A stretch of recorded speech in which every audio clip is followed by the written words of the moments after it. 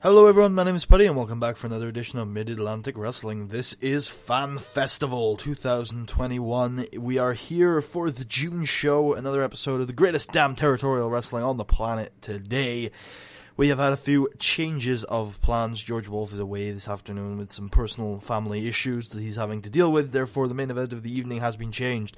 Instead of a match for the World Heavyweight Championship between George Wolfe and Nicolas Lopez, it is in fact going to be a match for the Mid-Atlantic Wrestling Championship between Logan Wolfsbaine and Nicolas Lopez, essentially filling the exact same role there. I'm actually quite worried about the show. I think I've taken a good few risks, but I'm also excited because there's a lot of cool stuff I get to do tonight. So, fingers crossed, let's get into Fan Festival 2021. We kick off the show with Logan Wolfsbaine in the interview area. And he says, Nicolas Lopez, tonight I am a replacement for George Wolfe, and I don't want to trash talk you too much, because George Wolfe respects you a lot. And I often take the advice and the line that George Wolfe tends to give me. But you know what, I don't see in you quite as much as my mentor does. I don't see this living legend, the second greatest world heavyweight champion in history. I just see this washed up pile of dominoes stacked up one after another, teetering on the edge. I see a guy who's going through Mexico, who's coming here to the States, a guy who's very, very old now, and wants one last sniff at glory. One more guy who just wants to prove to the world that he's still got it. Well, I don't think you do. And tonight, I think you're going in there with a freak of nature. You're going in there with a monster. You're going in with a guy who's at the peak of his powers, in his prime. 24 years of age. I am physically in the greatest shape of my life, and I am wrestling-wise on the greatest run of my career.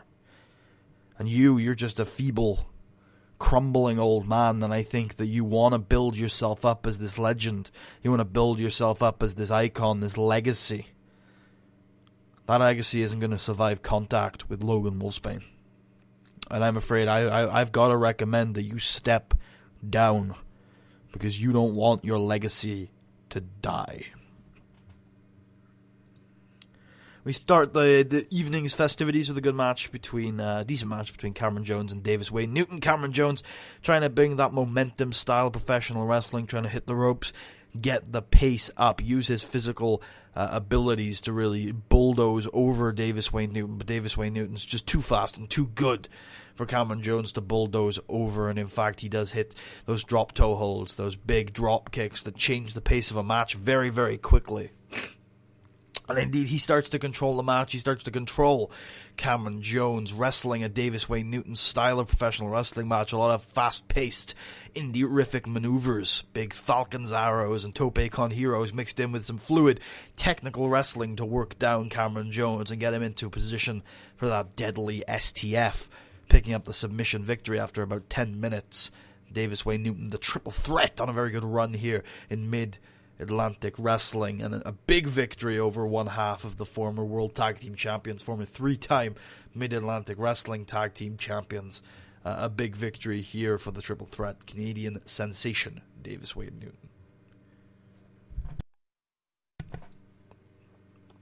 Ernest Youngman picks up a big victory over the Mean Machine with a crossface chicken wing. These two just seem to gel particularly well. Mean Machine with his fast-paced striking, and Ernest Youngman with a more technical game. You have that traditional striker versus grappler style, like the dynamic that a lot of MMA was based on in the early game. And indeed, Mean Machine trying to bring the physicality, trying to bring the brutality, just trying to knock Ernest Youngman out, but Ernest Youngman's too good to just get simply knocked out, and indeed diffuses absolutely every situation. And despite a loss, a very tainted loss in the last last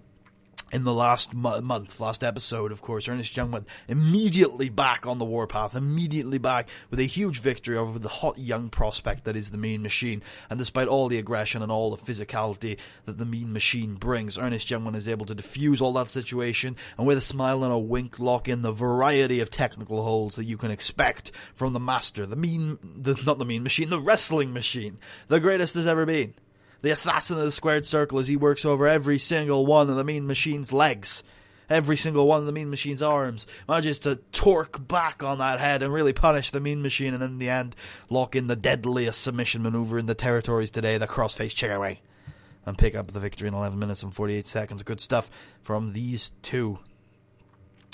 And then Papa Dan tries to bring his infectious positivity to a match versus the architect Dewey Archer, and indeed he does try his very hardest with his big drop kicks and his big suplexes. Of course, a member of Team Progress, trying to bring that high action, high energy grappling as the crowd chant along to their hero Papa Dan. But sadly, Dewey Archer, he's got that charismatic grappling style, and he diffuses the infectious happiness that Papa Dan brings to his wrestling, diffuses it very quickly, and brings the match to a halt with his grindy, brutal, destructive grappling style, really working down Papa Dan, and in the end picks up a victory with the legendary Proton Lock in about 9 minutes and 33 seconds.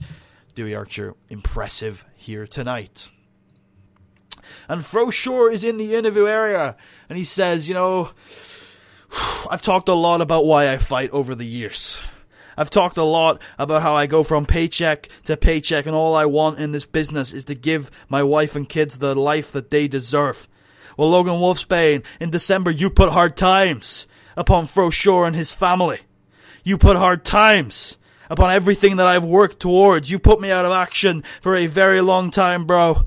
And you realize how many paychecks that I missed? Do you realize how much money that I missed? And I don't do this for the money. I don't do this for the glamour and the fame, but I need something to keep that roof over my wife and kids' head. And when you put me out of action in December, you put the hardest of times on Mrs. Shore.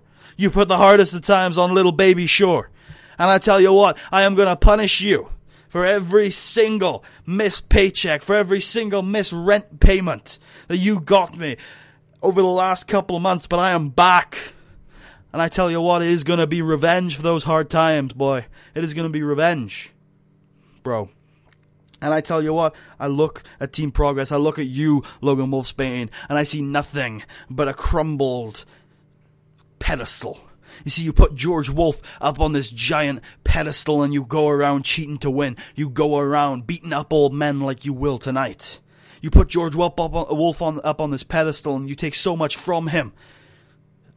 George Wolfe doesn't deserve to be up on that pedestal. You worship a guy who has done nothing but fuck up his entire career. You see, George Wolfe isn't not here tonight because of personal issues. He's not here tonight because he's a drug addict. That's right, there are some people in this business like me that work so hard every step of the way just to pay their wife and kids tuition fees, just to send their wife back through college. And then you got a guy like George Wolfe who's been handed absolutely everything, who was born in this business. And he was brought up in it, born with a silver spoon in his mouth, and handed everything, and he fucks it all up. And you put him on a pedestal? Well, it's time to show you who should really be on that pedestal, because I'm back, bro. I'm the king of California, and you better believe that Froshore is coming for that title.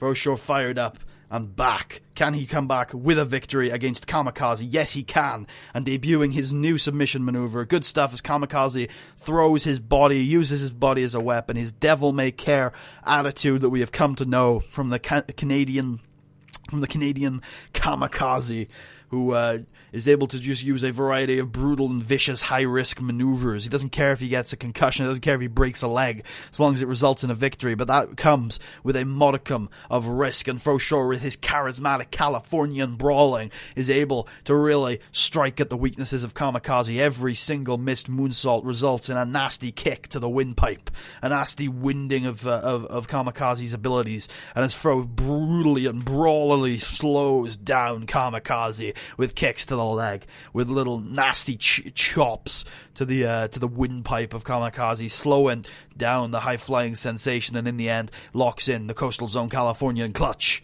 and picks up the victory. Good stuff. 15 minutes and 26 seconds. Froshore is back, fired up, and on a roll. Nicolas Lopez is in the interview area and says, Logan Wolfsbaine, you want to call me a washed-up legend. You think that my legacy will not survive contact with you. You know, I've been through so much more. I've beaten guys like El Critico. I've feuded for years with Hijo del Mephisto. I've feuded for years with Marcus Flores, a man I like to call the Eternal King. And I've come out on the other end as a legend, one of the most decorated members of this territory. Not this territory, the entire territorial system. I'm a star. I'm untouchable. That's what they call me in Mexico. Untouchable Nicolas Lopez. And tonight, I'm going to show you some respect, kid. And we have a bit of a preview of the Sam Keith Classic, which I can now announce 2 teams are going to be in it. American Elemental will team up with Huracan. And we're also going to have the team of Robin DeLay and Logan Wolfsbaine representing Team Progress. But in this little preview match, American Elemental and Huracan do indeed defeat the tag team champions. A very big upset here. Devil May Care not in the tournament. But American Elemental defeats Stuntman by pinfall with American Earthbreaker. We have, this is just a super high-fly match. You know, Devil May Care really bringing the risk-taking attitude that they bring to almost every single match, putting their bodies on the line, very similar to what we saw earlier in the night with Kamikaze. They don't care if they take a concussion or a broken leg as long as they get their victory. They use their bodies. They will do anything. High risk, high reward is their mantra, so long as it gets them to Valhalla. And indeed, tonight, they battled with somebody in Huracan who is very proficient in that high, fast-paced lucha libre style wrestling, and the same with American Elemental, who brings more of that Japanese junior high-paced, high-risk action into his game. But what Huracan and American Elemental really exploit tonight is that they're not just high flyers, and because they're both proficient in technical wrestling, both Huracan and American Elemental, they're able to work together as a team to impose that technical wrestling prowess upon Devil May Care and pick up the victory by dismantling their opponents, defusing their opponents, just like Ernest Youngman loves to do, just like George Wolfe tends to do, defusing Devil May Care, and it was a pretty solid victory. You know, Devil May Care using their high-risk moves, flashy stuff, wowing the audience, and indeed put on a very good account of themselves tonight. But American Elemental and Huracan seem to have their numbers, slowing them down on every single occasion and picking up the victory with the American Earthbreaker in 13 minutes and 28 seconds in a 54C. Good stuff. Very good stuff. It might be time for the main event. I'm not too sure. Maybe. We'll find out. Nope, one more match before the main event, as Dean Waldorf defeats Robin DeLay by pinfall with a Waldorf salad toss. Actually, I think I might have misbooked this. I think I meant for it to go the other way around, but that's fine. Dean Waldorf, Deadly Dean, manages to pick up victory, grinding out the victory with his gritty, mat-based wrestling style, you know, keeping Robin DeLay on the mat, grinding out a limb, grinding out that right leg, maybe that left arm, making sure Robin DeLay can't get his really fast-paced, physical, brawling style going. Because that's what Robin DeLay wants to do. He wants to be that bull in a china shop. He wants to be that unstoppable force. But Dean Waldorf completely willing, completely able to grind matches down to a halt, and that's what he does tonight, defusing the monster Robin DeLay, and indeed picking up the victory with that patented Waldorf saddle toss. Good stuff from Deadly Dean. Alright, I believe it is now time for our main event of the evening. The legend, untouchable Nicolas Lopez taking on Logan Wolfsbaine, one of the greatest MAW champions in history. Will Nicolas Lopez's legacy survive contact? No. In an extremely short match, Logan Wolfsbaine defeats Nicolas Lopez in 4 minutes by pinfall with a belly-to-belly suplex. Logan Wolfsbaine makes defense number 6 of his Mid-Atlantic Wrestling Championship. Oh boy, yeah, and this is very, very brutal for Nicolas Lopez. Nicolas Lopez looks excited, looks happy, the crowd are cheering him on. They're like, yes, Nicolas Lopez, you're a legend, German suplex. And he's out of it immediately. Like 10 seconds into the match, Nicolas Lopez is just out of it. And Logan smiles. He just walks up to Nicolas Lopez, picks up Nicolas Lopez again, second German suplex. And at this point, Gary Walker, who has obviously been on comms for a couple of months now, and has very much been a babyface commentator, always like, oh, don't cheat to win, always be for values and for such stuff like that. He's not too adverse to some assholes like Dewey Archer and George Wolfe, but he always likes to have some sort of valor. You know, he's very much a valorous kind of guy, and he's constantly putting over during this match the first 2 or 3 minutes, or 1 or 2 minutes as it is, that what Logan Wolfsbaine doing here just isn't right. Because Logan could very easily have pinned Nicolas Lopez after the first German. It rung his bell. Nicolas Lopez is fucked. First German, fucked. And Gary's like, just pin him, Logan. At some point, Gary just stands up and screams, just pin him, Logan, just pin him. But all Logan's doing is just German suplex after German suplex, landing the legendary Nicolas Lopez on his head, brutalizing this 46-year-old man who, all he wanted was to have one more match, one more glorious victory to show maybe his kids that had been born after his prime had never seen Nicolas Lopez wrestle in a big way. He's quite old now. He's 46. There's a good chance he has some young kids that have never seen him wrestle. Maybe they're in the audience tonight, and they're watching Nicolas Lopez, their dad, wrestle in front of 1,000 people at the Charlotte Garden. Probably one of his biggest matches he's had in his twilight of his career, and he's just getting dropped on his head viciously and brutally and constantly by this Logan Wolfsbaine. He is mercilessly tearing apart with a smile on his face to that asshole, beating up this old man, and eventually, finally, he says, alright, fine, let's end this. Belly to belly, 1, 2, 3, retains the title. But after the match, Gary Walker picks up the microphone and says, what was that, Logan? What was that? I've been watching Team Progress now for a couple months, and I'm bemused by what I see. I see a guy like George Wolfe who has so much honor and so much respect around here, and would never cut a corner in his entire life. And he's got such a great friendship with his mentor, Papa Dan, and they've been working so hard over the last 3 years to get the position where they are tonight. And yet you take his lessons. You say that he's your mentor, and last month you cheated. You cheated in a major championship match, and then this month you're destroying a legend? You're beating up an old man in the middle of that ring? Is that really what Team Progress is about? Are you really taking the right lessons from George Wolfe? Because I look at you, and I think you are unworthy to share the same ring as George Wolfe. And up comes Logan Wolfsbaine, who just squares up with Gary Walker. Is thinking about hitting him for a second. You can clearly see the young brash lad is like, should I whack this motherfucker in the face? And then he realizes, no, he's a commentator. I'm gonna leave it, and then walks off. And the show fades to black with this very uncomfortable scene of Nicolas Lopez in a pile of his own blood. Well, that went better than expected. I'm very glad. I really enjoyed doing that. I hope you guys enjoyed watching it. If you did, please leave a thumbs up. Check out this series. Subscribe if you haven't already. If you're feeling especially generous, there's a link to my Patreon in the description. And if you would like to check out me rambling on Twitter, a link to that is also in the description. Yes, next episode is the Sam Keith Classic. I'm not sure if I announced both teams during the... yeah, I did. It's Huracan and American Elemental are going to be in the tournament. Also, so are Robin DeLay and Logan Wolfsbaine are going to be in the tournament. And also, I didn't announce this, but I realized I can. The Ring Generals are back. They're going to be in their first tournament for a while, so they're going to be in the tournament as well. One more team surprise entrant to be announced next episode.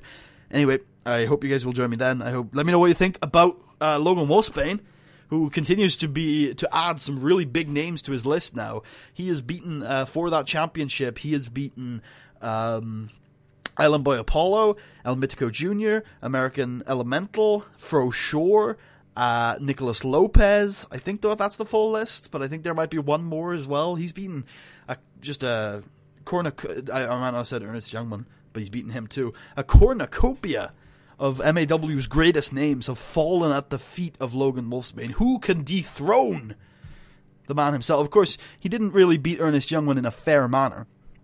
That's definitely the case. However, every other name on that list, he beat fair and square. Logan Wolfsbaine is on one hell of a run. He is one hell of an athlete. Who can dethrone him? Will we find out during the Sam Keith Classic? Tune in to find out. I hope you guys enjoyed. I'll see you guys then.